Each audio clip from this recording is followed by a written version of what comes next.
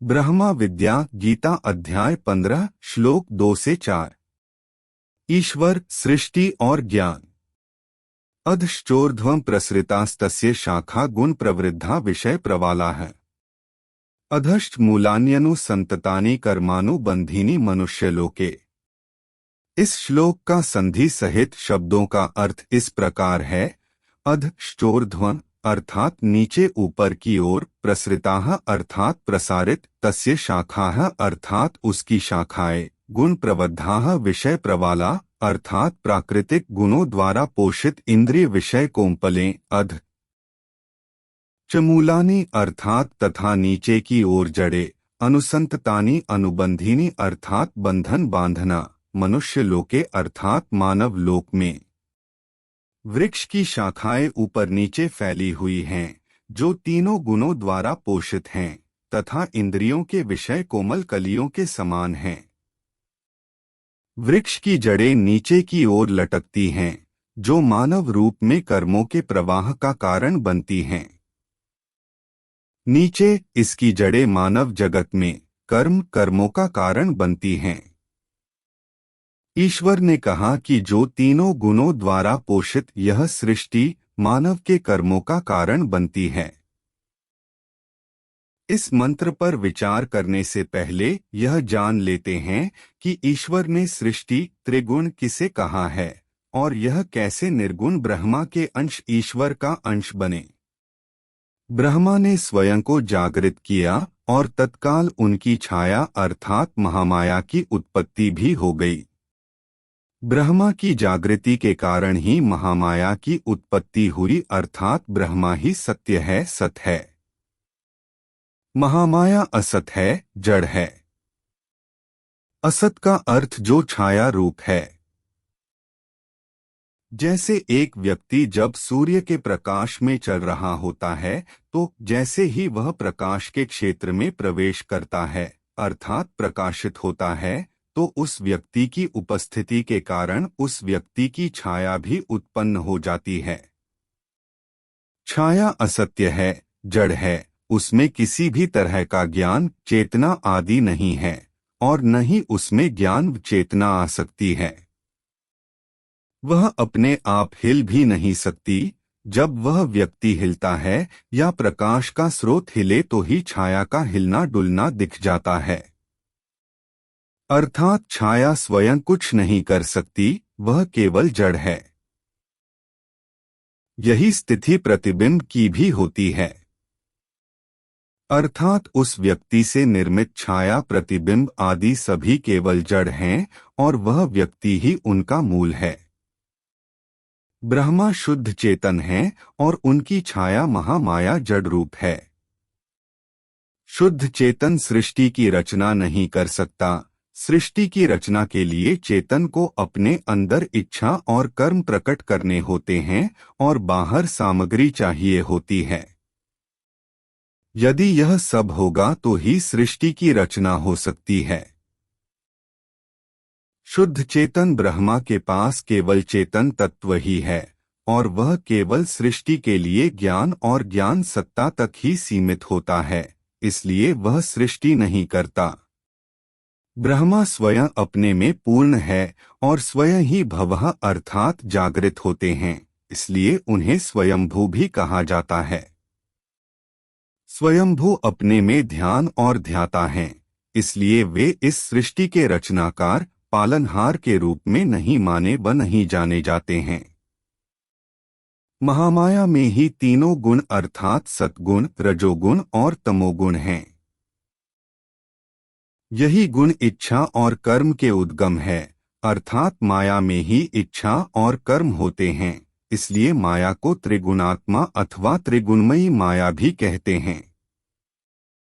ब्रह्मा शुद्ध ज्ञानमय चेतन तत्व है, वह निर्गुण निराकार है।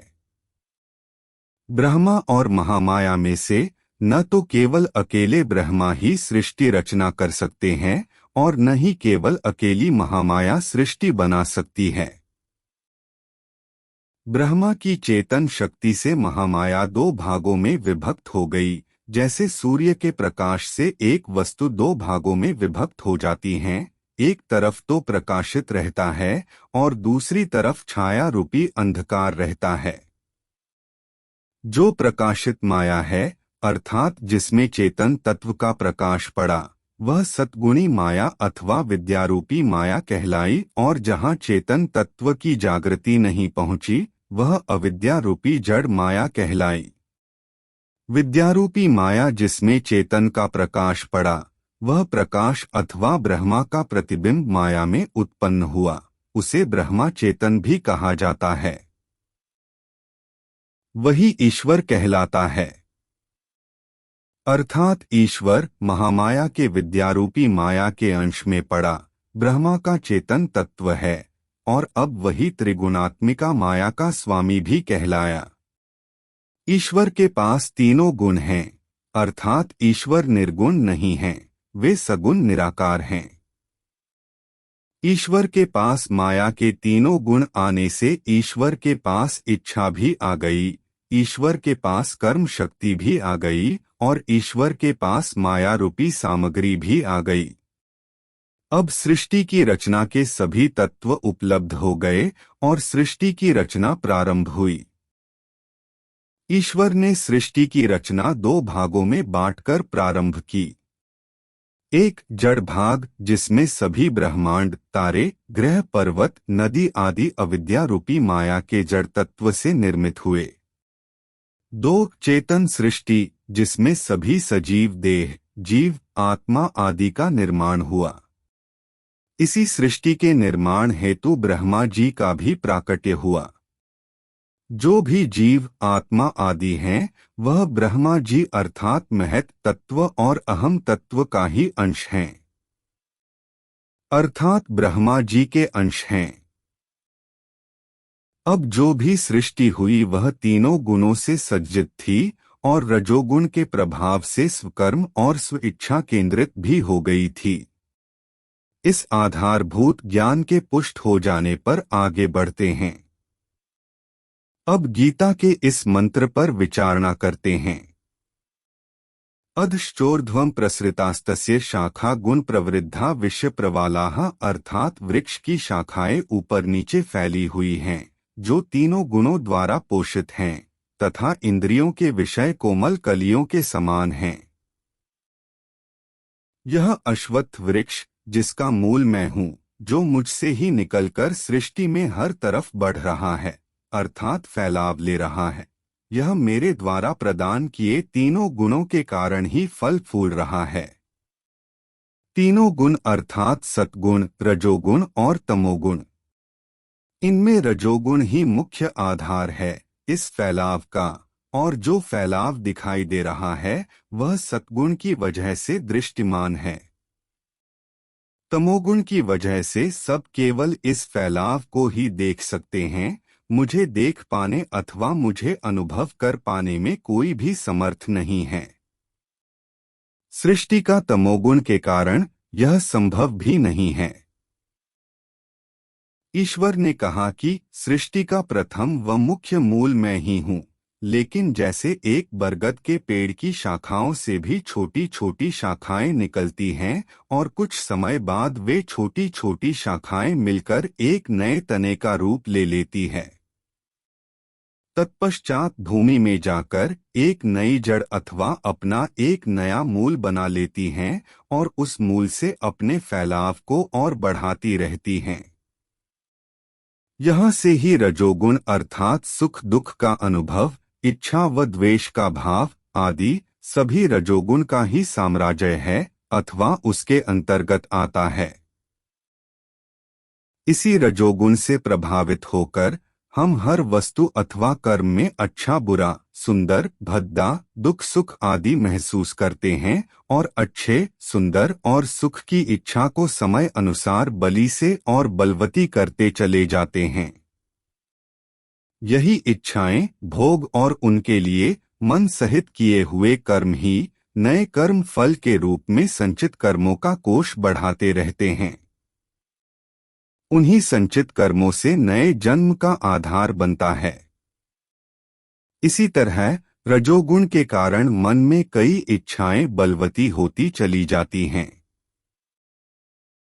जिनको पूर्ण करना जीव के हाथों में नहीं होता, लेकिन जीव उन इच्छाओं को अपने मन से न हटाकर उसे और बलवती करता चला जाता है। इस तरह यह इच्छाएं जीव के स्थायी चिंतन का हिस्सा बन जाती है और जीवन के अंतिम क्षणों में भी यह अधूरी इच्छाएं जीव के हृदय मन में आ जाती हैं और अगले जन्म के आधार में कर्मफलों के साथ साथ यह इच्छाएं भी जुड़ जाती हैं। एक कथा है, नगर के एक कोने में एक छोटे व्यापारी की छोटी सी परचून की दुकान थी। वह उस दुकान में बस उतना ही कमा पाता था जितना उसके परिवार के लिए खींच खांच कर पूरा हो जाए। सामने के बहुत बड़े व्यापारी का बहुत बड़ा व्यावसायिक केंद्र था। सैकड़ों दुकानें और उसके ऊपर के तलों में अपना 6 मंजिला खरीद फरोख्त का कार्यालय था।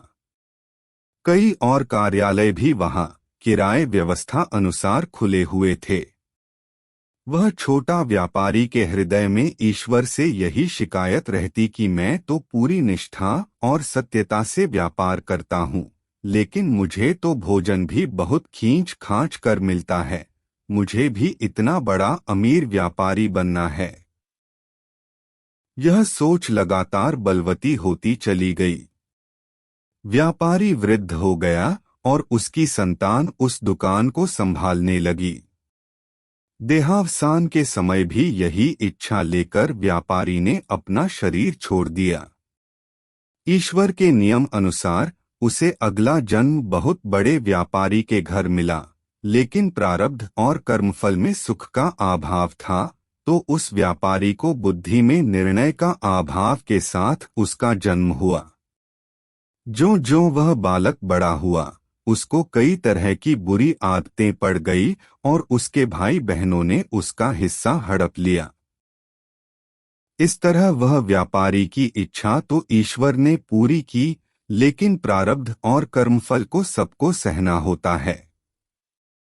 मनुष्य के अंदर इस रजोगुण का अंश उसे लोभ मोह के ऐसे बंधन में बांध कर रखता है कि यदि एक इच्छा पूरी होने लगे तो उसके पहले ही नई इच्छा उत्पन्न हो जाती है।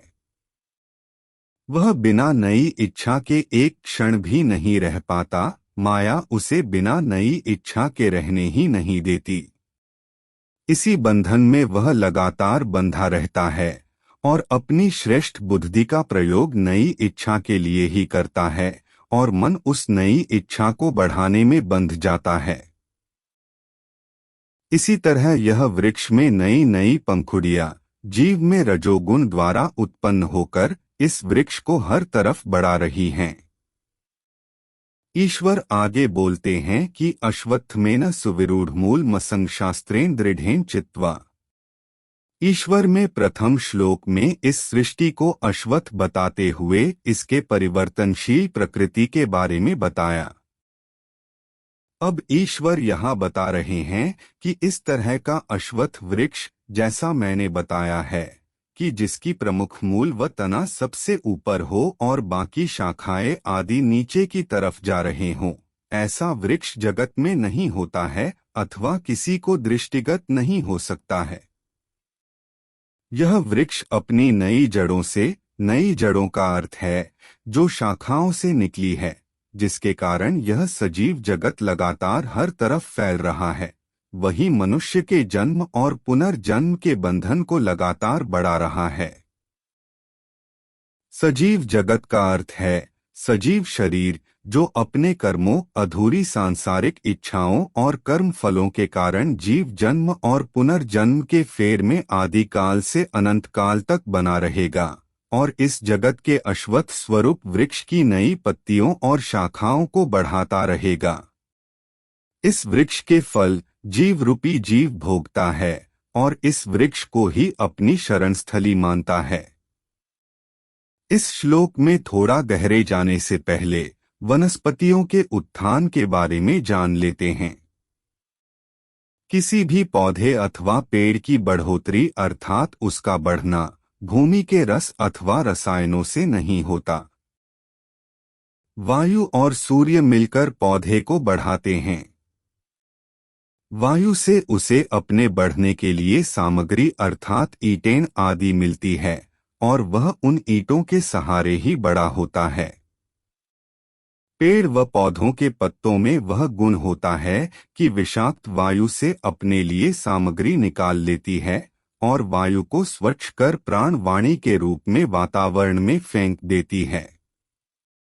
संसार में सारी वनस्पतियां यही विधि अपनाकर अपनी संरचना का निर्माण करती है, अर्थात सर्वव्यापक ईश्वर ही यह कार्य उस वनस्पति के अंदर रहकर करता है और लगता ही वनस्पति ही यह कार्य कर रही है।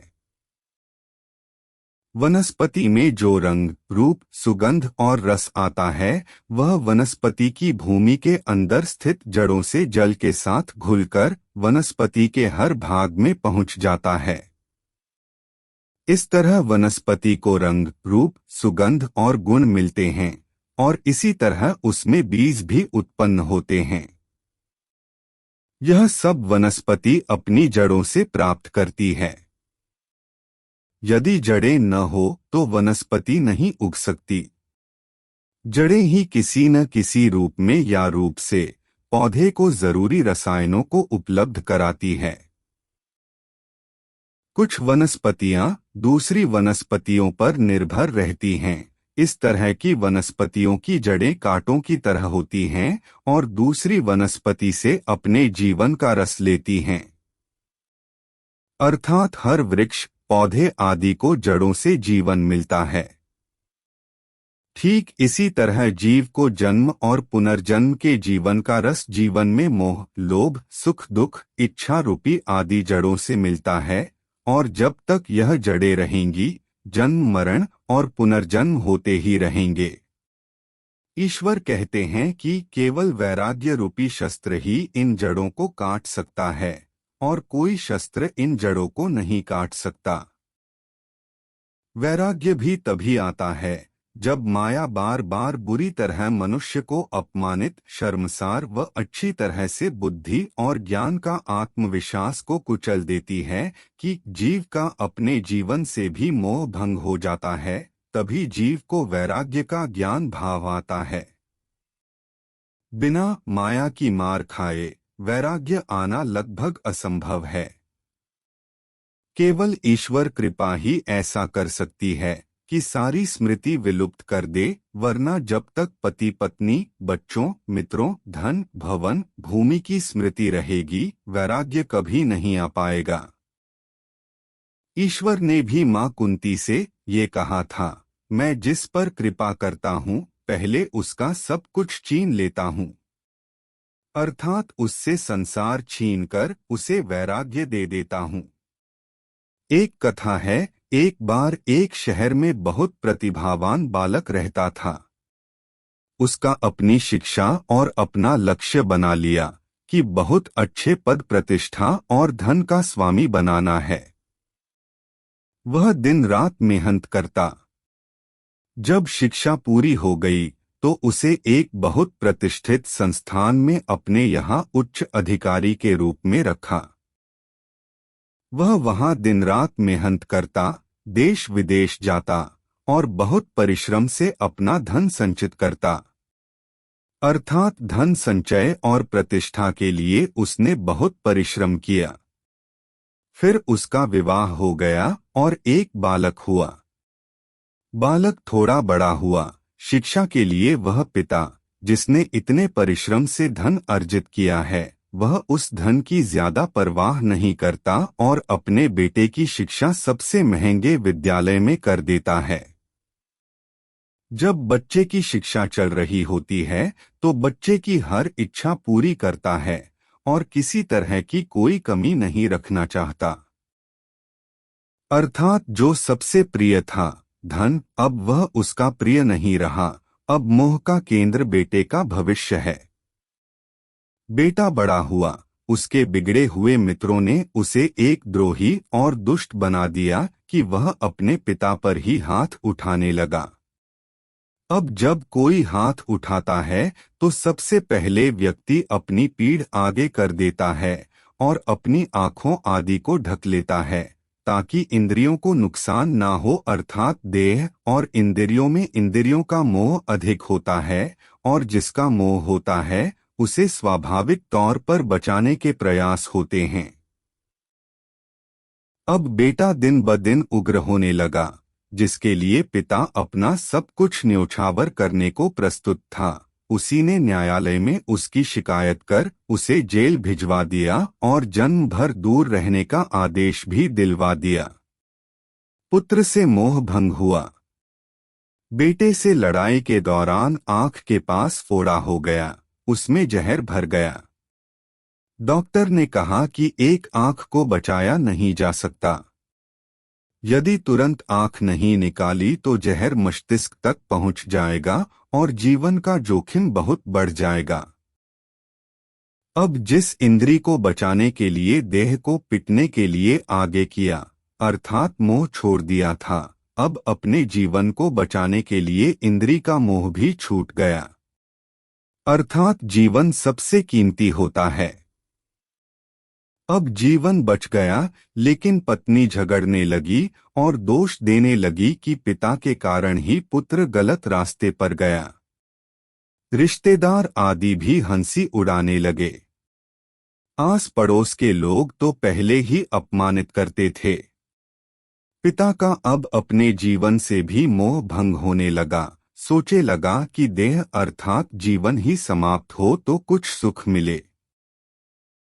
इस तरह माया किसी का मोह भंग करती है और जीव को वैराग्य की मजबूत वही कुल्हाड़ी हाथ लग जाती है, जिससे वह अश्वत्थमेन सुविरूढ़ मूल मसंग शास्त्रेण दृढ़ेन चित्वा, अर्थात इस संसार के अश्वत्थ रूपी वृक्ष की शाखाओं से निकली और भूमि में समाई उन जड़ों को काट सकता है जो इसे इस संसार में रजोगुण से बांधकर बार बार जन्म मरण और पुनर्जन्म के बंधन में बांध रही है। ऐसे वैराग्य की प्राप्ति के बाद ही जीव गुरु की शरण में जाकर उस परमात्मा के ज्ञान की प्राप्ति करे, जिस ज्ञान से ज्ञानाग्नेयः सर्वकर्माणि भस्मसात् कुरुते तथा, अर्थात ज्ञान अग्नि से सारे संचित कर्म भस्म हो जाते हैं, उस ज्ञान की प्राप्ति करो। अर्थात इस सृष्टि के मूल अर्थात परमेश्वर की तलाश करो। उनकी शरण में जाने पर हमें इस संसार में फिर कभी नहीं लौटना पड़ेगा। यही गीता के 15वें अध्याय के द्वितीय, तृतीय और चतुर्थ श्लोक का पारमार्थिक अर्थ है।